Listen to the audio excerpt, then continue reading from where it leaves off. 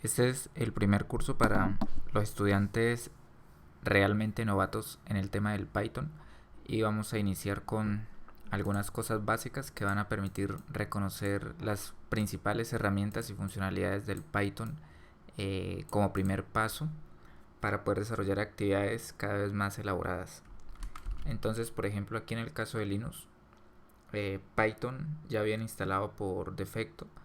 Eh, es normal que en algunos sistemas operativos como Windows o Mac puede ser que también esté, pero posiblemente en la versión 2.7. En este caso están las dos versiones instaladas por defecto, 2.7 y la 3, la versión 3X, es decir, 3.8, 3. Algo que ustedes hayan instalado. En este caso, digamos, Python se podría utilizar de varias maneras. Por ejemplo, si yo escribo aquí en la terminal Python, que es análogo a la terminal de Windows que se abre con el comando cmd. Si escribimos Python, por ejemplo, se despliega la consola de comandos de Python, en este caso el Python 2.7.17, que es la versión estable de Python. En este caso, por ejemplo, vamos a usar la versión 3, que es como la versión estándar en la que tenemos nuestros códigos que vamos a ver más adelante. Entonces, para nuestra versión 3 vemos que en este computador está instalada la versión 3.6.9 y hay muchos paquetes de los que ya, digamos, los tenemos previamente instalados. En este caso vamos a ver los paquetes más básicos, que son el paquete NumPy. Entonces todos los paquetes o módulos se importan y pues por lo general o por convención se les asigna un nombre corto que nos va a permitir llamar muchas funcionalidades. Por ejemplo, en el caso de NumPy, por convención se lo importa como np. Para el caso de Matplotlib, por ejemplo,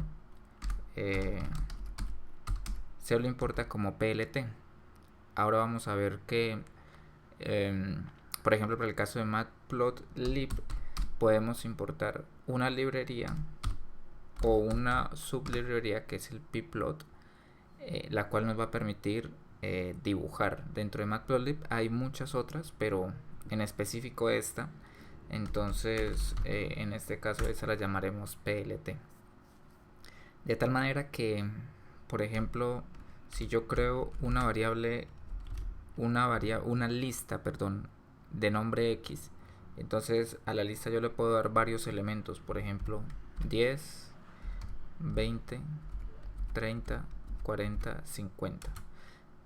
Si quisiera saber, por ejemplo, cuántos elementos tiene la lista, entonces puedo saberlo con la función len, que me dice la longitud de la lista. En este caso pues es 5. Como ustedes pueden ver, estoy diciendo lista y no matriz, porque por ejemplo, si escribo x más x, lo que se va a hacer es que se va a concatenar la lista y en este caso se va a repetir x al finalizar la lista, es decir, se va a autorreplicar, perdón. Esto es porque eso no es no es un tipo de variable que permita hacer manejos. Si por ejemplo yo quisiera saber qué tipo de elemento es, entonces escribo type x y ahí me dice que el elemento es una lista.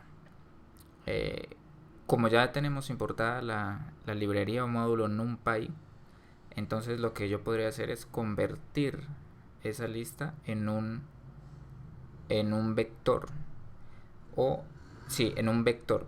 Entonces con este vector sí voy a poder hacer operaciones digamos matriciales. En este caso, por ejemplo, para hacer eso, entonces lo voy a llamar doble x igual a, y utilizaremos la función numpy array, donde en el argumento ingresamos la lista que queremos que se convierta en un vector. Si la visualizamos, entonces es la misma lista, pero acá ya está como un elemento, como un objeto que es del tipo array o digamos un vector como tal.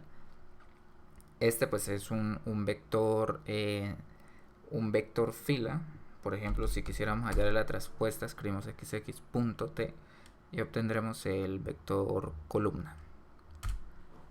En este caso, pues los vectores, digamos, no vamos a ver gran diferencia porque es apenas no podemos hacer la traspuesta de manera indicada porque es apenas elementos en una dimensión. Pero por ejemplo lo que sí podemos hacer es sumar x más x, y ahora sí vemos que los elementos se han sumado elemento a elemento. Entonces 10 más 10 20, 20 más 20 40, 30 más 30 60, y así sucesivamente. Por ejemplo, si quisiéramos elevarlo al cuadrado, ponemos dos veces el símbolo de asterisco y vemos que ya se eleva al cuadrado de manera correcta. También existen otras funciones en NumPy, como por ejemplo el exponencial. Entonces aquí vamos a sacar el exponencial de menos el vector. Esta ventaja nos permite, por ejemplo, hallar para un listado de números un resultado aplicándole una función o una transformación. En este caso se le está aplicando el exponencial de menos el elemento, y lo que él hace es un recorrido o un escaneo por todos los elementos, y a cada uno de los elementos le aplica la función o transformación. Finalmente vamos a ver cómo se podría hacer la gráfica de estos elementos. Entonces, para graficar escribimos la función plt como la herramienta plt que ya la hemos cargado, que es de la herramienta pplot, y necesito dos argumentos, un x y un y. En este caso el x va a ser nuestra matriz x y el y, por ejemplo, va a ser un tipo de función que se le pasa sobre la matriz x, que va a ser la exponencial de menos el valor. En este caso, por ejemplo, para darle el color, es el argumento inmediatamente final o el que le sigue a las dos variables. Por ejemplo, para dar el color rojo se pone entre comitas sencillas la R. Y por ejemplo, si quisiéramos darle un label a la gráfica, en el caso que tengamos varias gráficas, entonces va a ser con label y entre comitas sencillas nuevamente le escribimos el label. En este caso vamos a escribir función inicial. Vamos a escribir en inglés para no tener ningún problema. Entonces vamos a poner initial function. Y de esta manera ya se ha creado el objeto graficado en una figura. No lo podemos ver porque necesitamos abrir esa figura, pero antes de abrirla lo que yo voy a hacer es agregar la etiqueta o el nombre en el eje X. Entonces es plt.xlabel y vamos a ponerle nombre del eje X, y ya vemos que ha agregado el texto. Y en el eje Y vamos a ponerle valor de la función. Y por último vamos a activar la leyenda para que se me muestre el texto que le pusimos aquí en label. Entonces vamos a activar la leyenda, plt legend, y abrimos y cerramos paréntesis. Ahora sí vamos a proceder a graficarlas. Es con plt.show y se va a desplegar la figura como tal, que es esta función. Esta función la podemos guardar. A mí me gusta guardarla en un formato que es el EPS. Entonces vamos a guardarla aquí en el escritorio y vamos a ponerle punto EPS, pero también la vamos a guardar como PNG, sí, como PNG. y le vamos a poner ahí PNG. En este caso, si nos vamos al escritorio, vamos a poder ver la figura en los dos formatos. Este es el formato PNG y este es el formato EPS. Este formato pues es de tipo vectorial y me va a permitir seleccionar los elementos que están ahí o importarlos a un programa vectorial donde yo pueda cambiar el color de la línea y otros elementos. Para terminar este video vamos a cerrar la gráfica y vamos a decir que esta forma del uso por medio de comandos digamos es la más básica, pero también existe otra forma que es utilizando interfaces gráficas o lo que se llaman IDE. En este caso la interfaz de mi preferencia es Spyder, pero realmente el procedimiento es el mismo. Lo único que nos permite es que podemos crear código. En este pequeño ejercicio que hicimos en este momento, ejecutamos las líneas de código y como podemos ver,